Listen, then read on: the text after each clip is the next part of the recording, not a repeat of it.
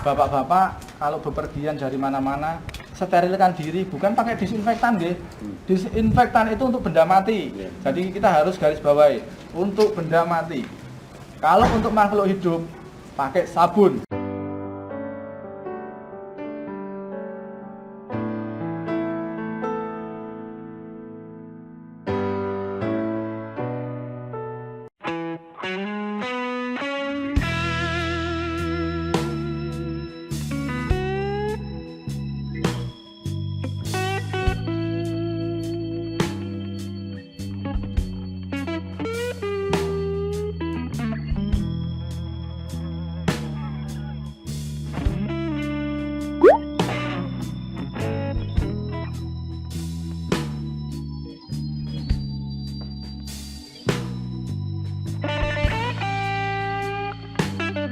Selamat sore. Kita hari ini mau ke PMI. Kita mau ngabuburit di PMI. Ada Pak RT. Assalamualaikum, selamat sore. Hari ini waktunya kita ke PMI ya. Cek donor darah. Nah, ini yang belakang yang mau cek donor darah.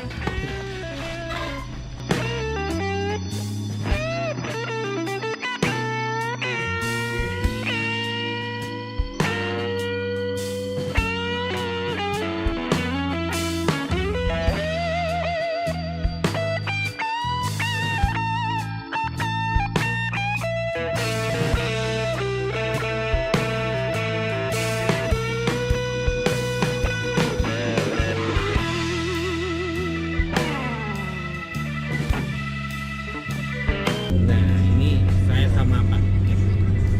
Di depan ada Pak Roy. Kita mau ke PMI. Oke.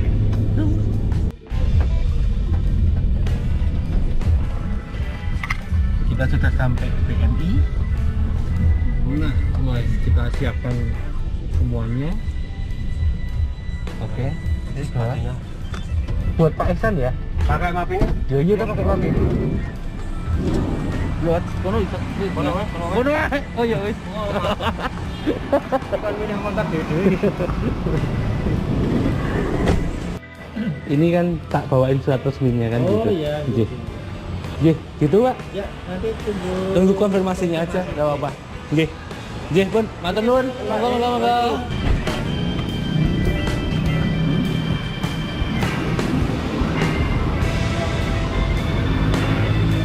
Kita foto ada jargon. Bukan jarkoni loh. Oh, bisa jatah tidak ngakoni lah itu. Itu jargon ini. Oh iya makanya. Oh, lewat kono lebune kok udah lewat doa. Iya, kita satu pintu ya. Naik Alphard.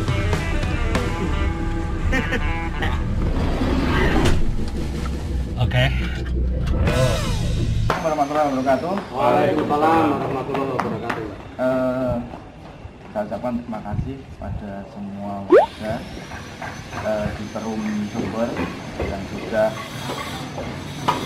hari ini mengundang kami untuk saling berbagi dalam arti berbagi dalam insyaallah kebaikan untuk semuanya. Alhamdulillah kami membawa tim kami ada 6.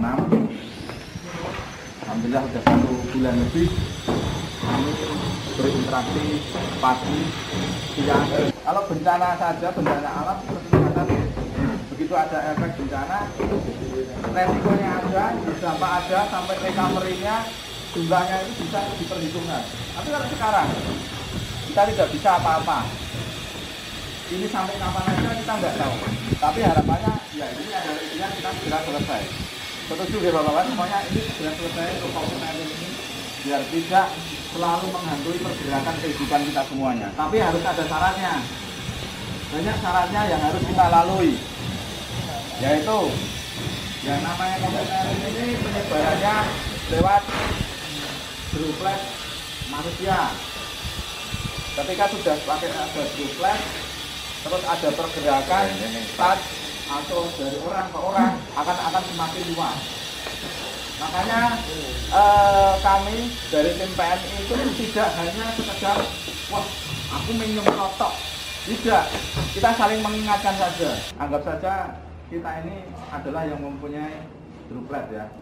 Jadi kalau saya tidak menutup, bisa jadi droplet kita itu akan tersebar kemana-mana dan itu tidak akan terlihat. COVID-19 ketika berkembang biak, dia memerlukan media. Medianya yaitu cairan. Cairan yaitu seperti droplet yang keluar tadi.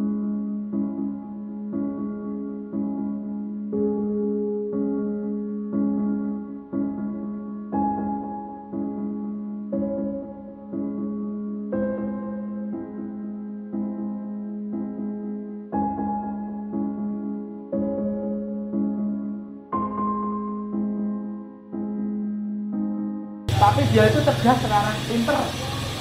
Makanya kita harus hati-hati semuanya. Dalam arti pinter, ketika masuk ke tubuh manusia, virus itu dia tidak langsung melemahkan yang dia sasar. Kan dia sasaran utama itu adalah paru-paru.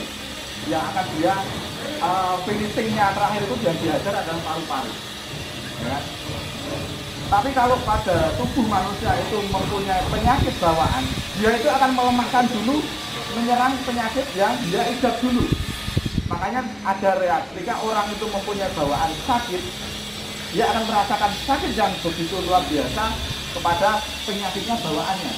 Tapi setelah itu, virus ini akan beralih ke paru-parunya. Dan orang ini yang akan seperti dirasakan adalah penyakit lama. Tapi ketika dilakukan medis, pemeriksaan, ternyata dia sudah mengarahnya atau terserang sampai ke paru-paru. Sudah banyak buktinya. Sekarang banyak pasien PDP yang mempunyai bukan sakit seperti COVID, tiba-tiba PDP saja sudah meninggal.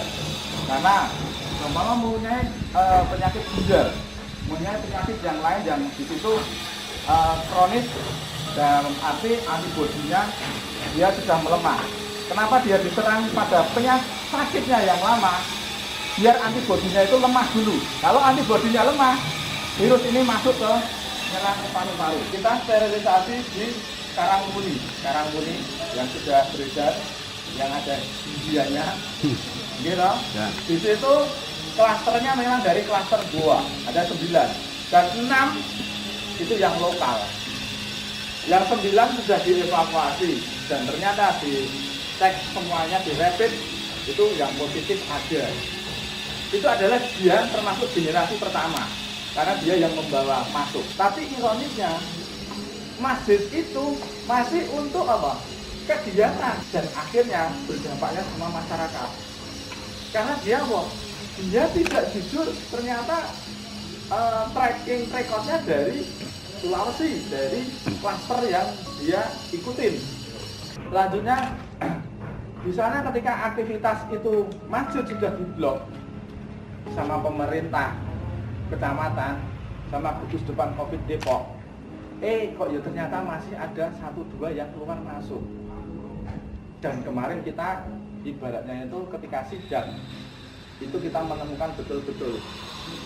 Jadi saya sampai ya tidak mengira ternyata efek sampingnya itu luar biasa. Yang dibubarkan, yang dilarang adalah gerombol-gerombol yang tidak mempunyai tujuan positif.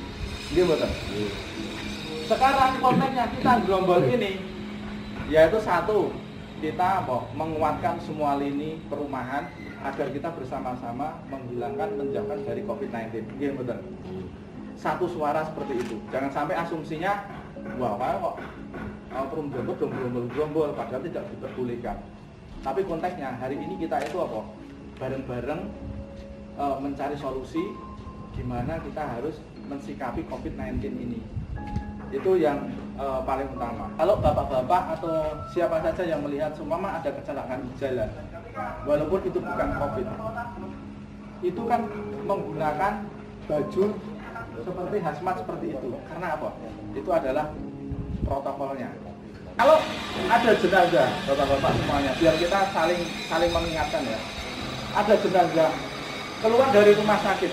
Sekarang kalau entah dia mempunyai COVID atau tidak, dari rumah sakit itu disamakan seperti COVID. Kecamatan. sekarang sudah muter terus. Ketika menemukan masjid digunakan tidak ada jeda jaraknya, terus yang ada di dalam itu tidak memakai masker, itu akan diingatkan 1-2 kali. Setelah itu kalau masih besok berinteraksi ke situ masih ada, akan di stop. Udah keliling semuanya untuk melibatkan hal tersebut untuk saling mengingatkan. Karena ini adalah PR-nya bersama kita. Jadi jangan kita berpikiran, itu mau beribadah ya mas. Tapi konteksnya sekarang itu musimnya ini loh, yang tidak bisa dianggap sepele. Yaitu jangan sampailah kita semuanya ada di lingkungan yang seperti itu. Saya harap ini selesai, COVID ini segera diangkat, kita bisa berekonomi, bermasyarakat seperti semula. Amin. Ini harapan kita itu semuanya. Tapi saya minta tolong kepada bapak-bapak semuanya, silahkan hal yang positif getok tularke, langkah-langkah trik ketika di rumah, ketika kita mempunyai rumah, minimal kita mempunyai yang seperti ini aja cukup, tapi diisi disinfektan yang sesuai takarannya. Jangan sampai nanti kita pakai Bipol, pakai Baiklin, dicampur karpe apa? Virusnya main mati. Tapi ternyata kimianya itu berlebihan dan efek sampingnya ke kita sendiri atau siapa yang memakai penyemprot. Sudah banyak relawan yang breakdown atau artinya suruh istirahat karena terpapar kimia berlebihan. Itu banyak. Cuma hal seperti itu kan kita tidak ekspos ataupun dari dinas-dinas tidak diekspos. Tapi itu menjadi acuan kita, jangan sampai kita itu gegabah dalam menangani COVID-19 ini. Dan yang nyemprot, nyun ngapunten bapak-bapak semuanya, please pakailah APD yang sesuai. Kalau di lokasi umum seperti ini, siapa saja yang bergerak melakukan kegiatan spraying, minimal kulit-kulit kita ini jangan terpapar. Karena kita tidak tahu ya COVID-19 ini sampai kapan. Tapi untuk menjaga imun kita, tubuh kita, berarti kita harus menggunakan protapnya. Nganggo APD, sarung tangan, masker, kacamata. Kalau nyemprot sudah merasakan perutnya itu mual, terus mules, terus kadang wis medok pening kok senut-senut sirai. Oh, harus Anda stop, tidak ada toleransi. Itu Anda sudah terpapar kimia berlebihan. Jangan merasa, wah aku kuat, wis pokoknya tak selesaikan dhisik. Oke, hari itu sehat. Besok efek sampingnya, kimia ini juga yang diajar adalah paru-paru lah. Karena dari sistem spraying itu kan kabut, dan itu kita hirup. Kimia loh ya, kita hirup.